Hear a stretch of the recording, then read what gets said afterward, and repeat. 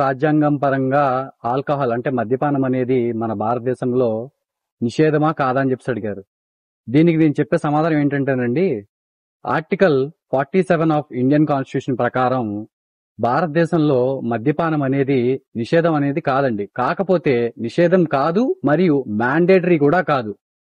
ఇది తమ యొక్క రాష్ట్ర ప్రభుత్వాలు, ఏ రాష్ట్రానికి సంబంధించిన ప్రభుత్వాలు ఆ యొక్క రాష్ట్రాల్లో వారి యొక్క అనుగుణంగా వారు దీన్ని అడాప్ట్ చేసుకుంటారు.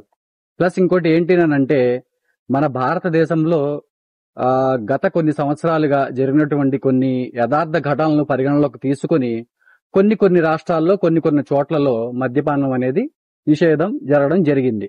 కాబట్టి నేను చెప్పే సందేశం ఏంటి అంటే, భారతదేశంలో మద్యపానం అనేది నిషేధం అయితే కాదు, అలానే కంపల్సరీ మాత్రం కాదు. ఇలాంటి మరెన్నో లీగల్ విషయాలు తెలుసుకోవడానికి మీ అడ్వకేట్ దేవేంద్రని ఫాలో చేయండి. చట్టం తెలుసుకో, నిన్ను నువ్వు కాపాడుకో.